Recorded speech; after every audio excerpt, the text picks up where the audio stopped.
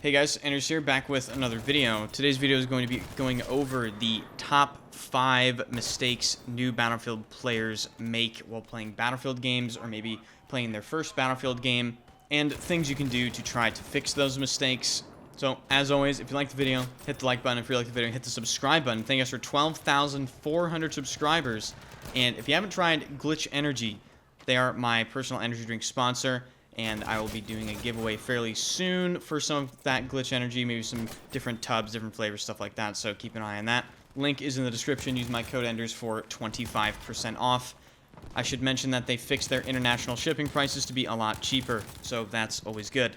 So, tip number 1. One thing that I see all the time when I play Battlefield games is, particularly with new players, Battlefield is really hard to try to take in. Especially if they haven't played a Battlefield game, so it's very difficult for them to try to process everything that's going on. And what typically happens with that is new players can kind of get frozen, and they don't really know where to go, they don't know what to do, they don't know where to move, they don't really know where the enemies are coming from, and what tends to happen is they kind of just freeze up.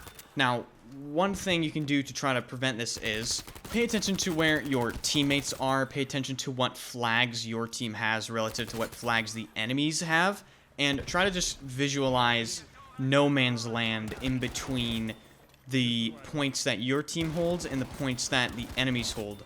I would treat that area as enemy territory, really, all the time. And I would just kind of try to pay attention to where that quote-unquote no man's land shifts to throughout the game. And this is obviously, it's everywhere, really. So try to pay attention to that. I feel like that really helps when it comes to kind of figure out what the general gist of what's going on is around the map, and maybe some potential places you can move, maybe some potential places that you definitely can't go to. So that was tip number 1. Tip number 2, using the wrong weapon / class based on the situation.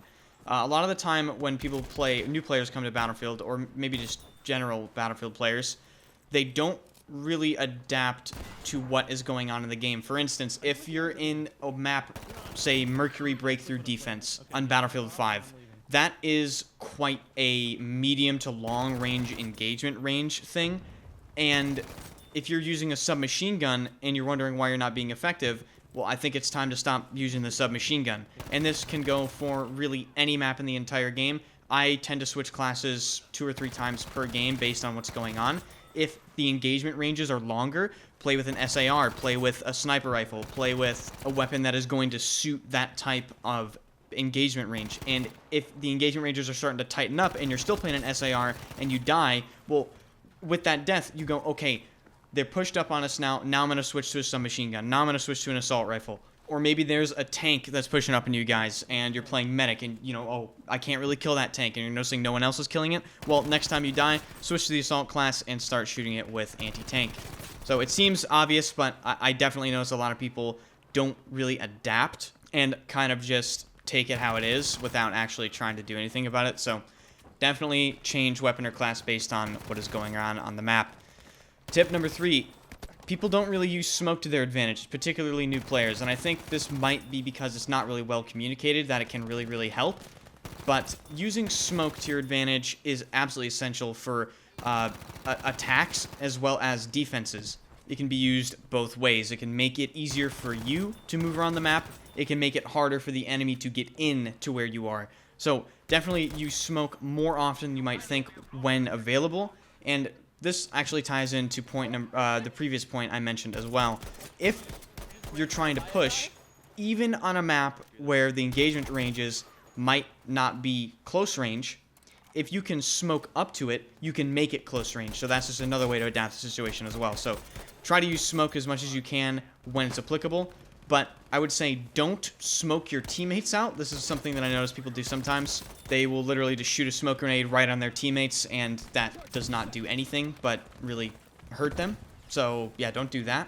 Tip number 4, not looking at their mini-maps enough or at the right times. Now, what I mean by this is, when I play Battlefield, I am glancing at my mini-map probably 2 or 3 times every couple seconds. And sometimes I stare at my minimap when I'm running to places. I don't even look at my screen. And I can do that because it comes with experience in playing the game.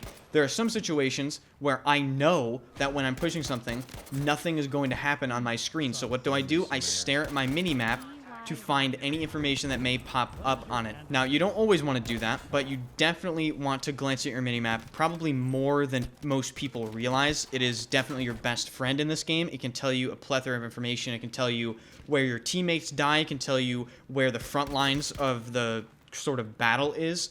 You know, the separation between your teammates and the enemies. It can tell you where enemies are because they're spotted. And it's just a plethora of information, and people really underestimate how often they should look at it. And another thing about your minimap, go into your options and make your minimap larger. That's personal preference, but I would definitely recommend making your minimap larger. And I personally like making it very detailed through some opacity settings. I believe it is background opacity or something.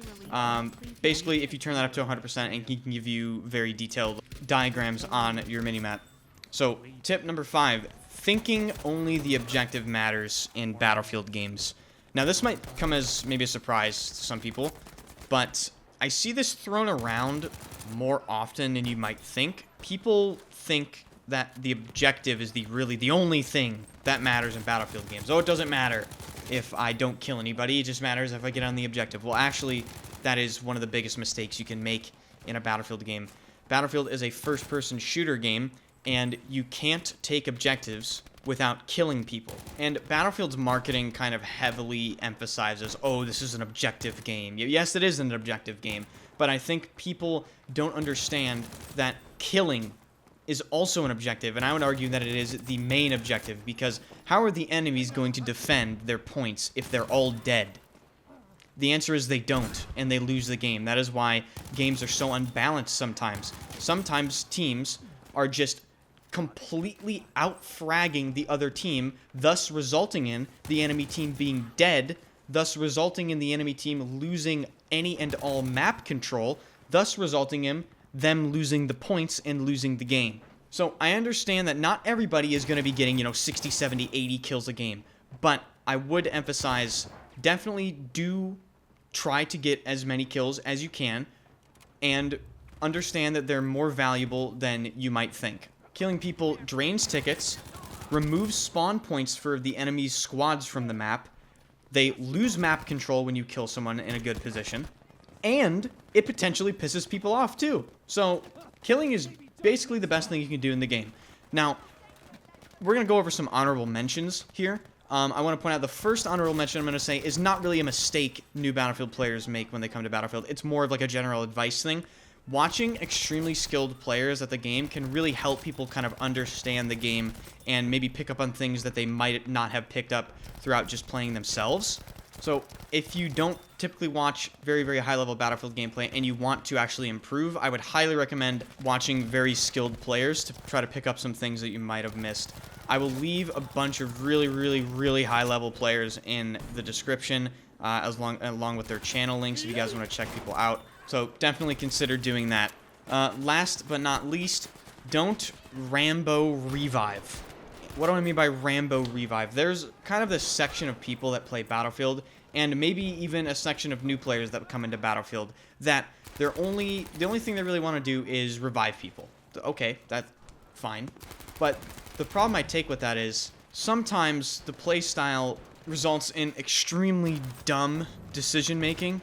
Like, I've seen people just run in the middle of the open while getting shot at. They don't shoot smoke, try to revive me, and they die, which is not surprising. And then sometimes I see other people do it again, but this time they get the revive. But guess what? This time, both of them died because he got the revive off, but both of those players are just dead anyway because they're revived in the middle of the open. So I would say if you're going to only revive people, please don't make stupid decisions. If there is a revive that you can't get or extremely risky even with smoke, I would say just don't worry about it and try to kill some people, because if you think about it, your team might have lost one ticket, but you can take that ticket right back by just killing some people and then trying to revive another person maybe. So that's some advice about Rambo reviving. So I've been Enders. If you liked the video, hit the like button. If you really liked the video, hit the subscribe button. I plan on putting up videos all throughout Battlefield 2042, and I stream every single day at twitch.tv/Enders. Follow me on Twitter at EndersFPS, and join the Discord. Link is in the description. I will see you guys later. Make sure you guys check out Glitch Energy. Code Enders for 25% off. See ya.